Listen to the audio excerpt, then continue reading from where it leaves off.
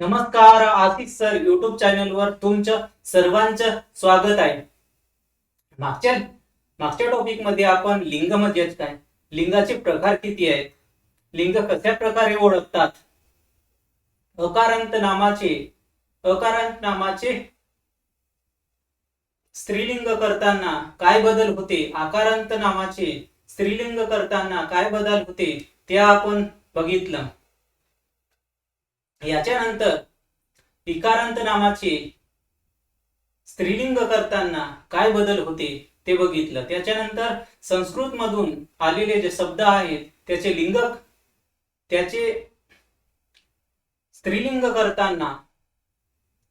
स्त्रीलिंग करताना ई प्रत्यय लावा लागतो. इंग्रजी शब्द असला तर ते कसे प्रकारे ओळखतात ते आपण लिंग या चॅप्टर मध्ये बघितलंय. तर आपण लिंग या चॅप्टरवर आज PYQ म्हणजेच मागील वर्षाचे आलेले प्रश्न ते घेणार आहोत. तर चला मित्रांनो, पहिला प्रश्न आहे, नामाच्या रूपावरून पुरुष जातीचा अथवा स्त्री जातीचा बोध होतो. स्त्री जातीचा बोध न होता दोघातून मित्र अशा जातीचा बोध होतो. त्याला स्त्रीचा पण बोध होत नाही आणि पुरुषाचा पण बोध होत नाही. त्याला नपुंसकलिंग असे म्हणतात. नपुंसकलिंग म्हणतात. नपुंसकलिंग. पुरुषलिंग नाम कोणता आहे? काया, दुसरा आहे पागोटे, तिसरा आहे इमारत आणि चौथा आहे रुमाल. कायाचा आहे देह.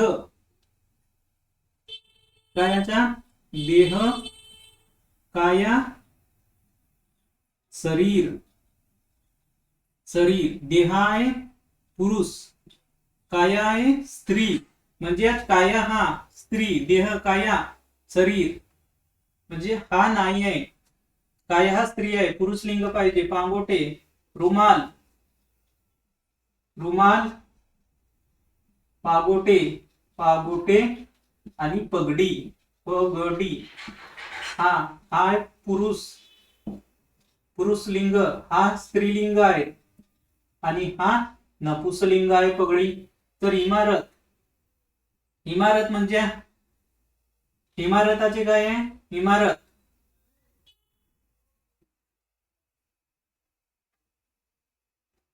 इमारत आपण म्हणतो ती इमारत. रुमाल, ती रुमाल. रुमाल, पागोटे, पगडी. म्हणजेच रुमाल हा काय, ती रुमाल आपण म्हणत नाही.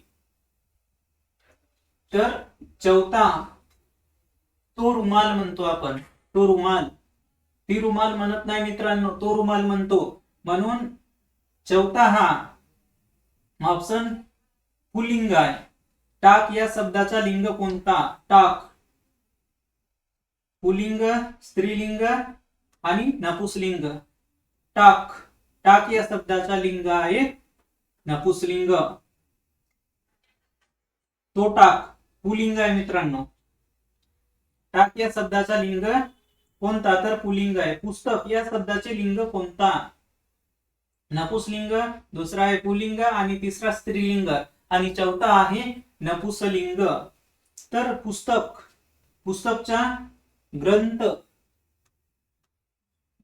पोथी आणि पुस्तके म्हणजे हा आहे पुरुष, हा आहे स्त्री आणि हा आहे नपुंस. तर पुस्तक कोणता नाम आहे? पुस्तक हा नपुंसकलिंग आहे म्हणून पुस्तक. विदुषी या शब्दाचा कोणत्या शब्दाचा स्त्रीलिंग आहे? विदुषी हा शब्द कोणत्या शब्दाचा स्त्रीलिंग आहे? विद्वानचा विदुषी होते. विद्वानचा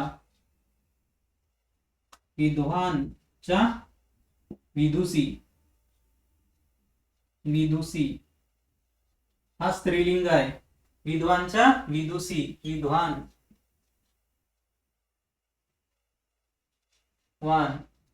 विद्वानचा विदुषी. भगवती हा शब्द पुरुषलिंग पुल्लिंग रूप कोणते? भगवती या शब्दाचे पुल्लिंग रूप कोणते? तर भगवती या शब्दाचे देव, दुसरा आहे दैवत, तिसरा आहे भगीरथ आणि चौथा आहे भगवान. तर भगवती या पुल्लिंग रूपाचे पुल्लिंग रूप भगवती या शब्दाचे पुल्लिंग रूप कोणते? तर भगवान आहे. भगवानच्या भगवती होती. राजहंस भगवानच्या भगवती. राजहंस या नामाचे स्त्रीलिंग रूप सांगा. तर राजहंस नाही, राजहंस होत नाही. राजहंसी होती. राजहंसिका पण नाही आणि राजहंसिनी पण होत नाही. सुतार या शब्दाचे स्त्रीलिंग रूप कोणते? सुतार या शब्दाचे स्त्रीलिंग सुतारीन. सोनार, सोनारीन. आपण ई स्त्रीलिंग नामाचे इन होते.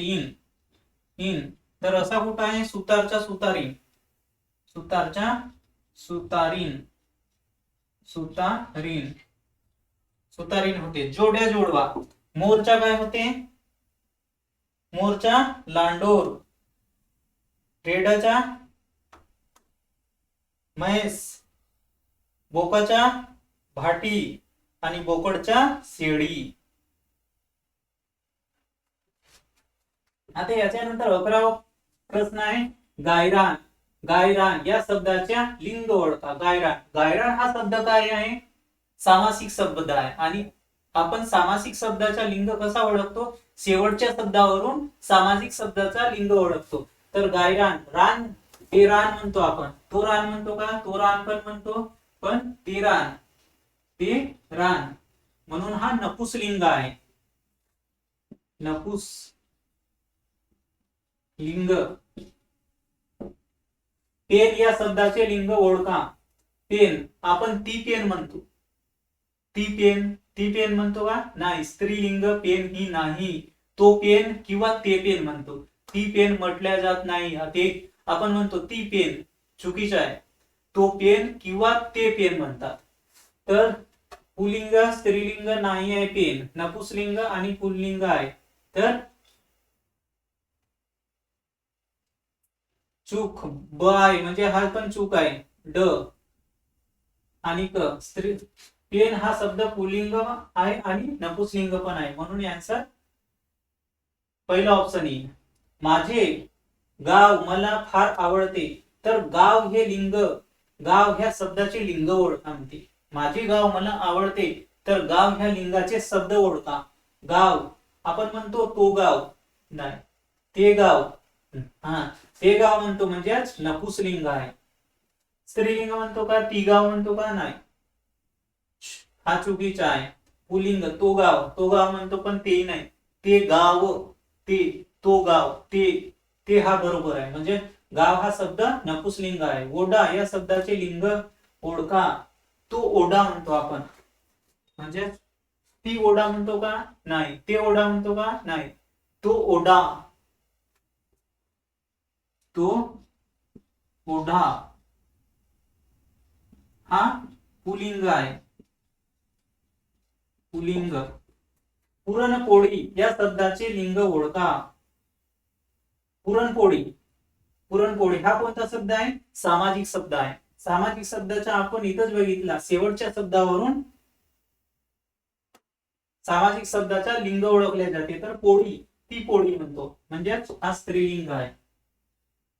स्त्रीलिंग, ती पोळी.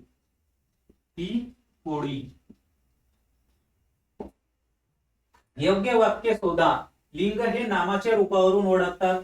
लिंग हे नामाच्या अर्थावरून ओळखतात. लिंग हे नामाच्या जातीवरून ओळखतात. लिंग हे नामाच्या कार्यावरून ओळखतात.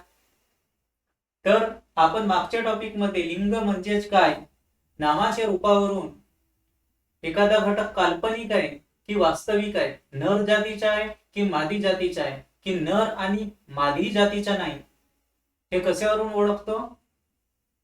नामाच्या रूपावरून ओळखतो. त्यालाच आपण लिंग असे म्हणतात. तर योग्य वाक्य, लिंग हे नामाच्या रूपावरून ओळखले जाते. म्हणून हे आहे. भाषण या शब्दाचे लिंग ओळखा. भाषण, तो भाषण म्हणतो का, चुकीचा आहे. ते भाषण म्हणजेच नपुंसकलिंग आहे. नपुंसकलिंग आहे ते भाषण.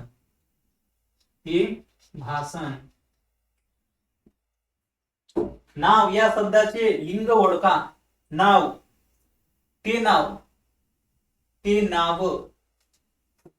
नाव आणि तो पण नाव म्हणतो, म्हणून याला उभयलिंग असे म्हणतात. उभयलिंग आहे. नाव या शब्दाचे लिंग उभयलिंग आहे. आणि बर्फ या शब्दाचे लिंग ओळखा म्हणून प्रश्न आलेला आहे. तर बर्फ हा पद उभयलिंग आहे. पुलिंग या शब्द ओळखा. पुलिंग शब्द कोणता आहे, वृक्ष, तो वृक्ष म्हणतो आपण. झाड, ते झाड म्हणतो, तो झाड म्हणत नाही, ते झाड, तो नपुंसकलिंग आहे. झाड हा शब्द नपुंसकलिंग आहे. वेल, ती वेल म्हणतो आपण, तो वेल म्हणतो का, नाही, ती वेल. पान, ते पान, म्हणजेच पुलिंग शब्द म्हटला तर ह्या आहे. हा नपुस आहे. नपुंसकलिंग हे स्त्रीलिंग आणि ते पण नपुंसकलिंग आहे. तर वागणूक या शब्दाचे लिंग ओळखा म्हणते.